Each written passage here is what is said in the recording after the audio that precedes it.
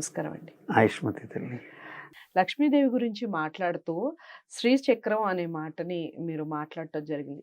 దేవి ఆ! ఈ శ్రీచక్రం యొక్క విశిష్టత ఏమిటి అసలు? చెప్పండి.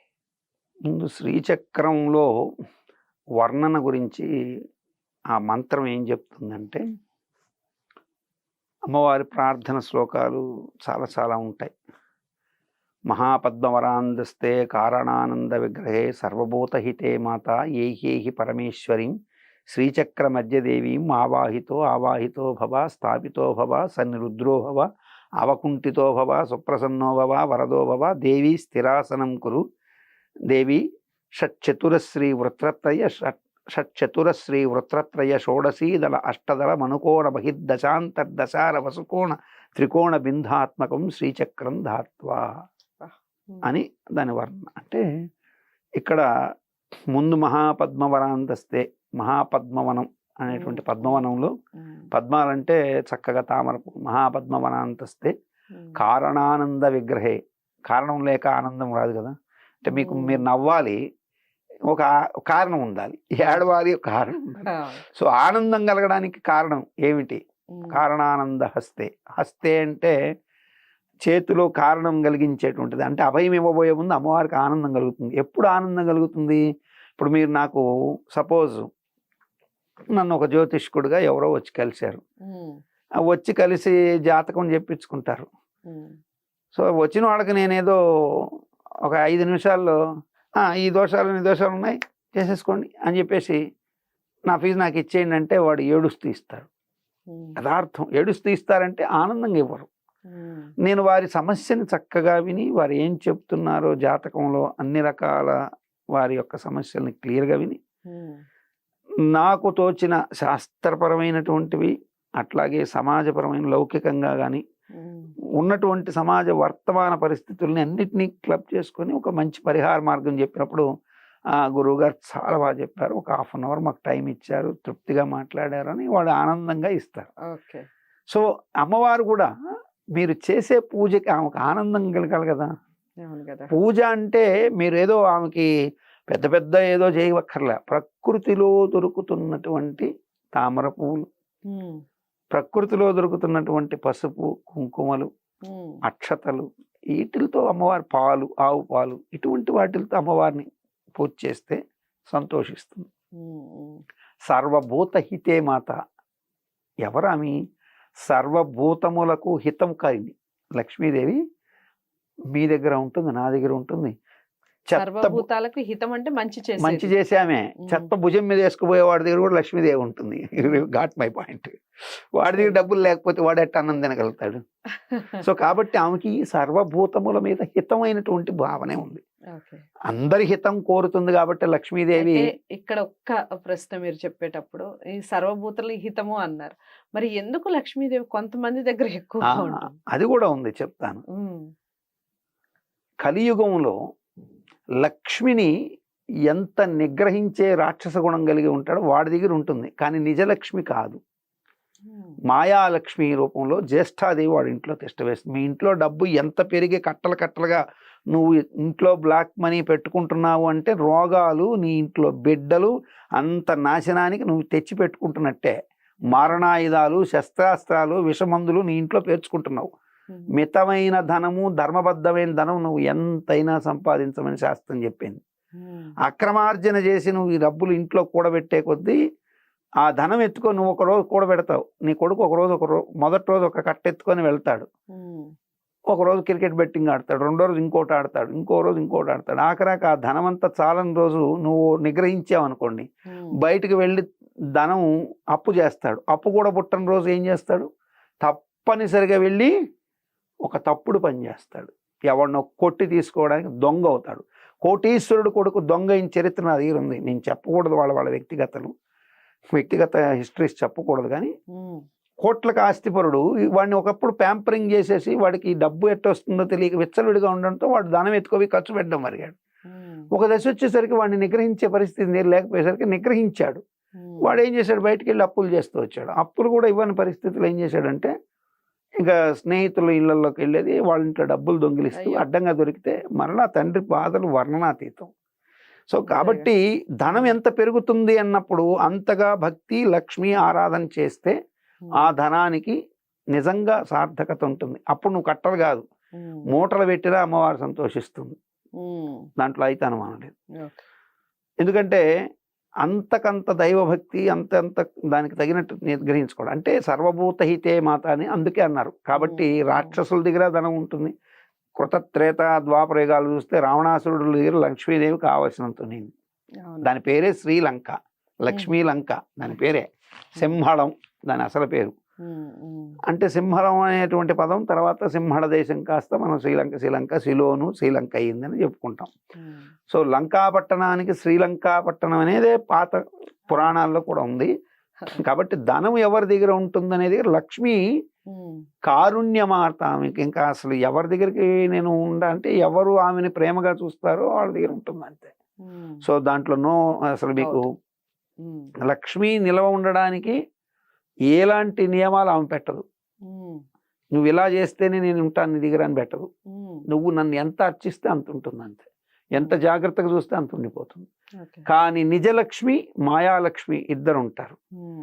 మాయాలక్ష్మిని గ్రహించుకొని నిజలక్ష్మి సంపన్నం కావడానికి చేసేటువంటి పూజలే మన శాస్త్రం చెప్పింది. మాయాలక్ష్మి ఉంటుంది, రేపు ఆ లక్ష్మి వచ్చి ఈ నిజమైనటువంటి నీ వంశాన్ని తినేస్తుంది, అయిపోయింది. కాబట్టి సర్వభూతహితే మాత ఏహి పరమేశ్వరి అన్నాడు. ఏహి అంటే ఇక్కడ రా తల్లి అని, ఓ పరమేశ్వరి అన్నాడు. అయిన తర్వాత షట్చతుర. ఇప్పుడు లక్ష్మీ ప్రసన్నం గురించి ఇప్పుడు నేను చెప్పాను, నిజ లక్ష్మి ఇక్కడ వస్తుంది. షట్చతుర అంటే 6 చతురాలు ఉంటాయి. 6 చతురాలు ఏమిటి అంటే మనలోని అరిషడ్వర్గాలు, 6 ఋతువులు కూడా. సో 6 ఋతువుల్లో అరిషడ్వర్గాలకి నువ్వు లోబడకుండా కామక్రోధ లోభ మోహ మదమాశ్చర్యాలు లోబడకూడదు, వాడుకోవాలి. ఇప్పుడు కామం లేదనుకోండి, కోరిక లేకపోతే ఎట్టండి ఉండాలి. లోభం లేకపోతే ఎట్ట ప్రతి ఒక్కరికి దానం చేసేస్తాడు. మోహం ఉండాలి, మదం కూడా ఉండాలి. ప్రదర్శించవలసిన దగ్గర మదము మాత్సర్యం తగు మాత్రం. ఇప్పుడు వంటలో షడ్రుచులు అనేటువంటివి ఏవైతే ఉన్నాయో అన్ని సమపాళల్లో పడితేనే అది నిజమైన వంట అవుతుంది. ఒకటి ఎక్కువ పడితే ఉప్పు ఎక్కువ అవుతుంది, ఒకటి తక్కువ పడితే ఇంకోటి అవుతుంది. కాబట్టి ఈ షట్చతురాల్లో మీకు ఏది ఎంత కావాలో అంత మాత్రం వరకు పర్మిషన్స్ ఇచ్చింది అమ్మవారు. ఇచ్చిన తర్వాత షట్చతుర శ్రీ వృత్రత్రయము అన్నారు. అంటే ఈ షట్ చక్రాలు ఎవరైతే పర్ఫెక్ట్ గా ఉన్నాడో ఈ షట్చతురాలు అట్లాగే మనలో ఉన్నటువంటి షట్చక్రాలను కూడా అర్థం చేసుకుంటున్నాడో వాడికి శ్రీ వృత్రత్రయం. శ్రీ వృత్రత్రయం అంటే శ్రీ అంటే లక్ష్మీదేవి, వృత్రత్రయం అంటే విద్యా రూపంలో వస్తుంది, శక్తి రూపంలో వస్తుంది, సాక్షాత్ లక్ష్మీ రూపంలో వస్తుంది. షోడశీదళ ఎట్లా వస్తుంది? 16 దళములు అంటే 16 దళాల్లో వస్తుంది. 16 దళాలు అంటే ఏమిటి? 16 దళం అంటే 15 దళాలు 15 రోజులు. పాడ్యమి నుంచి పౌర్ణమి, పాడ్యమి నుంచి అమావాస్య. ఆ 16వ దళం ఏదైతే ఉందో అదే అమ్మవారు. 16 రోజులు ఆమె 15 చక్రాల్లో తను ఒక్కొక్క రోజు స్టెప్ బై స్టెప్ తరుగుతూ వస్తుంది. కాబట్టి కొన్ని కుటుంబాల్లో చూద్దామన్నా వాళ్ళ ఇంట్లో కష్టం అన్నదే కనపడదు. మీరు కావాలంటే నేను కొన్ని కుటుంబాలు ఇస్తాను చూడండి. వాళ్ళ ఇంట్లో అకార మరణాలు ఉండవు, వాళ్ళ ఇంట్లో అనవసర రోగాలు లేవు, వాళ్ళ ఇంట్లో ఆకలి కేకలు లేవు, వాళ్ళ ఇంట్లో ధనం కోసం బాధపడాల్సిన ప్రశ్న లేదు, పిల్లల కోసం బాధపడే పని లేదు. భార్య భర్త పిల్లలు ఆనందమైన జీవితం గడిపేటువంటి కుటుంబాలు ఉన్నాయి. ఏమిటి వీళ్ళ దగ్గర ఉందని నేను వెళ్ళి చూస్తే ఆయన ప్రతిరోజు ఉదయం లేచి క్రమం తప్పకుండా నిత్య సంధ్యానుష్ఠానాలు చక్కగా పూజ అన్నీ చేసుకుంటాడు. ఆ భార్య భర్తకి సహధర్మచారిణిగా ఉండి ఆమె ఎలా అనుసరించాలో అనుసరిస్తుంది. వేదంతో బతుకుతున్నారు. మహావేద పండితుడు, ఇంట్లో పిల్లలు చక్కగా వేద పండితులైనారు. పెళ్ళిళ్ళు కావేమో ఈ వేద పండితులకు అనుకుంటే లక్షణంగా మంచి అదే ఫార్మాట్లో ఉన్న అమ్మాయి వచ్చింది, చక్కగా వంటలు చేస్తుంది, మంచిగా పెద్దల్ని గౌరవిస్తుంది. ఆ వేద పండితుడు నిజంగా వేదాన్ని నమ్ముకున్నాడు, వేద ధర్మాన్ని నమ్మాడు, లక్ష్మీ స్వరూపాన్ని నమ్మాడు కాబట్టి అన్నాడు. మిగతా వాళ్ళకి ఎందుకు లేవు అంటే వాళ్ళు చేసే కర్మలు. ఇప్పుడు ఏం లేదు, మనం ఒక ప్యాటర్న్లో వెళ్తున్నాం, సడన్గా ప్యాటర్న్ చేంజ్ అయితే ఏమవుతుంది మీకు? ఇప్పుడు మిమ్మల్ని మీరు ఎక్కడి నుంచో ఒక డెస్టినేషన్ నుంచి మీ ఆఫీస్కి వస్తుంటారు. సపోజ్ మిమ్మల్ని ఒక దిల్సుఖ్ నగర్ నుంచో రమ్మన్నారు. సో దిల్సుఖ్ నగర్ నుంచి రోజు వచ్చే దారి మీకు రోజు తెలిసిపోతుంది. తెలుస్తుంది. కళ్ళు మూసుకొని కూర్చున్న టైంని మేనేజ్ చేసుకొని ఆ టైం దాకా నిద్రపెట్టి టక్కుమని అక్కడికి రాగానే లేచేసి వచ్చేస్తుంది. అవును. సడన్గా మిమ్మల్ని తీసేసి ఉమ్, నువ్వు ఇవే కాదు, ఇలా రాకూడదు, వేరే రేట్ ఇచ్చాను నీకు ఆ రూట్లో రావాలి అంటే ఉమ్, డెస్టినేషన్ చేరుతారు. ఉమ్. బట్ ఎన్ని రకాల కొంచెం కన్ఫ్యూజన్ ఉంటుంది. అంటే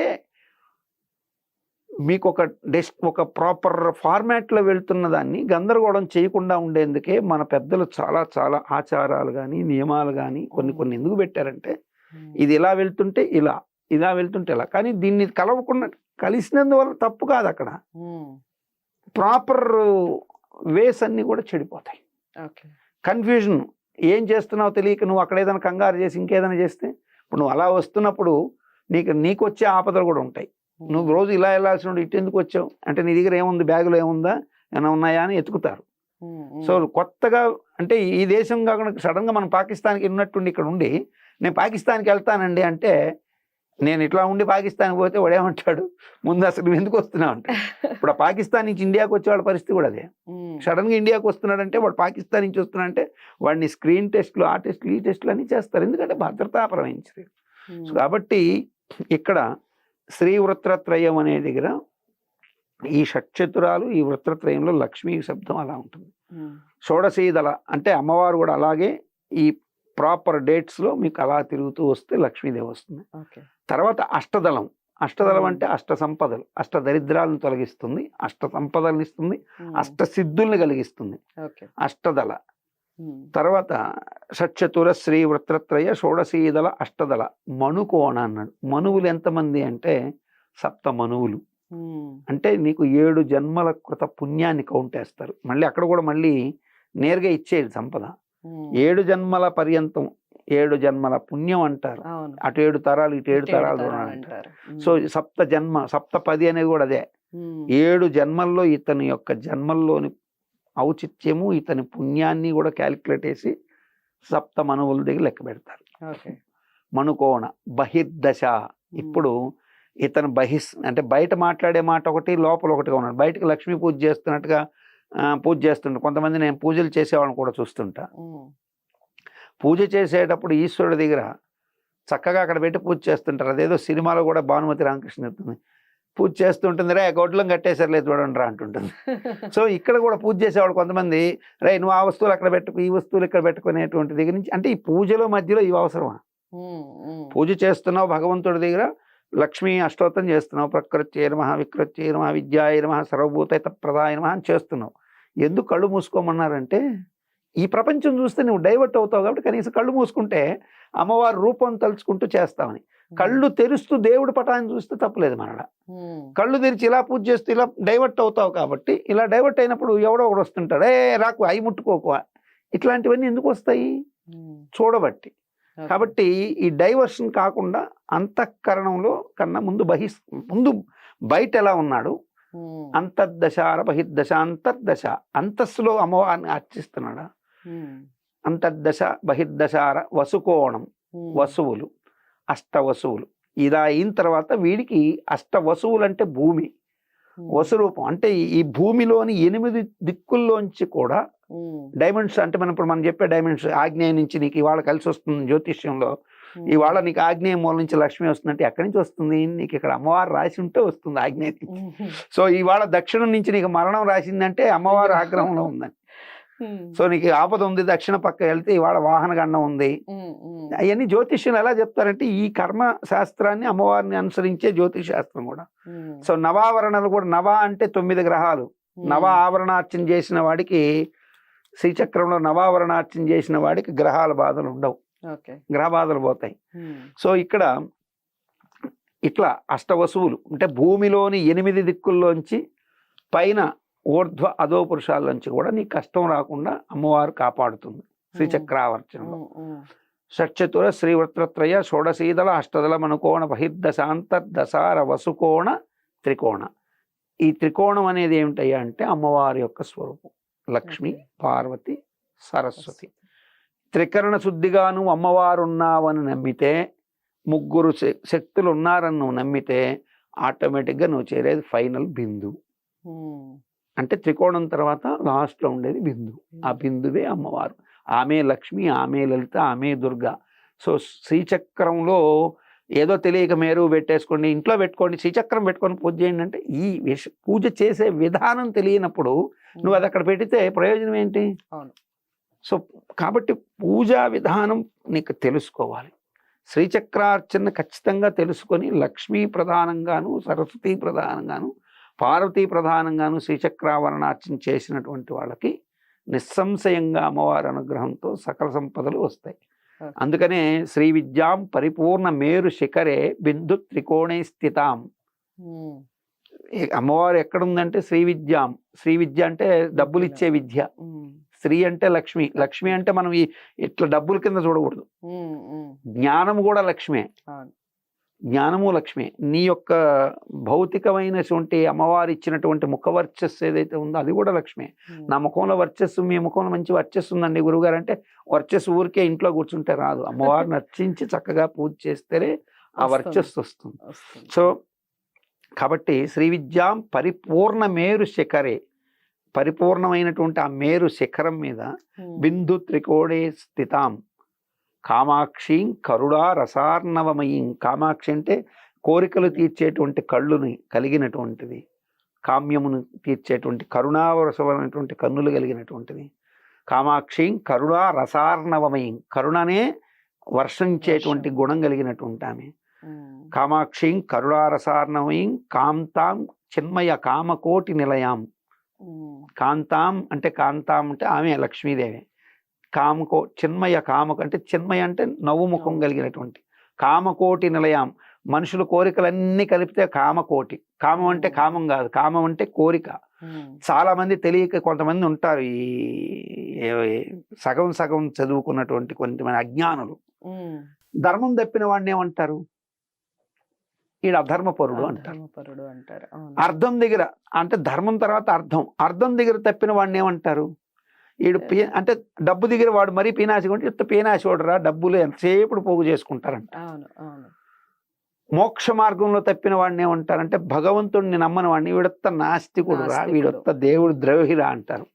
కానీ కామ్యం ఏదో తెలుసుకోకుండా నిజమైన కామ్యాన్ని మర్చిపోయి పిచ్చి పిచ్చిగా తిరిగేవాడిని తిరుగుబోతూ వదరబోతూ ఈడంత, ఇంకా చెప్పాలంటే చిత్తకార్తె కుక్క అని కూడా అంటారు.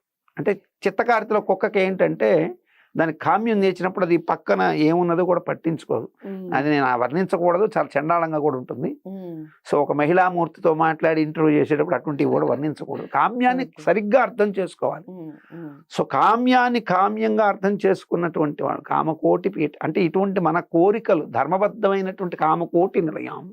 కామకోటి అనగానే వాడేమనుకుంటాడంటే కామకోటి అనగానే ఓ అమ్మవారు కామకోటి అని వీడు వర్ణించాడంటాడు. అదే అజ్ఞానం. తెలుసుకోవాలి. తెలుసుకుంటే అమ్మకి రామ్మకి పదం చాలా తేడా ఉంది. అమ్మని అమ్మగా చూస్తే ప్రతి మహిళామూర్తిలో అమ్మాయి కనపడుతుంది. అమ్మని ఆగాక అమ్మలో బొమ్మను చూసే గుణం నీకు వస్తే ప్రతి చోట నీ తల్లిలో కాదు నీ చెల్లిలో కూడా నీకు ఆ బొమ్మలే కనపడతాయి. కాబట్టి దైవద్రోహానికి పాల్పడే ముందు, దైవానికి సంబంధించిన విషయాలు మాట్లాడే ముందు, దైవానికి సంబంధించినటువంటి విషయాలు మాట్లాడేటప్పుడు నువ్వు ఇప్పుడు నీకు నోరుంది కాబట్టి మాట్లాడేస్తావు, కానీ ఒకనాటికి నీకు తెలుస్తుంది. చలం కంటే గొప్పవాళ్ళు కాదు వీళ్ళు. చలము కంటే గొప్ప నవలు రాసిన వాడు కాదు. చలము అంత గొప్పగా రాసిన ఆయన ఆఖరికి వచ్చి నిజమైనటువంటి భగవంతుడు ఏమిటో తెలుసుకున్నాను అని చెప్పి చచ్చిపోయాడు. అంతటి నాస్తికుడు. నాస్తికవాద మైదానం అనే నవల రాసి సంస్కృతిని దైవాన్ని విమర్శించిన వాడు నిజంగా దైవతత్వాన్ని లాస్ట్లో అర్థం చేసుకొని చచ్చిపోయాడు. సో వాళ్ళకంటే వీళ్ళని గొప్పవాళ్ళు కాదు. నా దృష్టిలో వీళ్ళకి విలువ కూడా లేదు.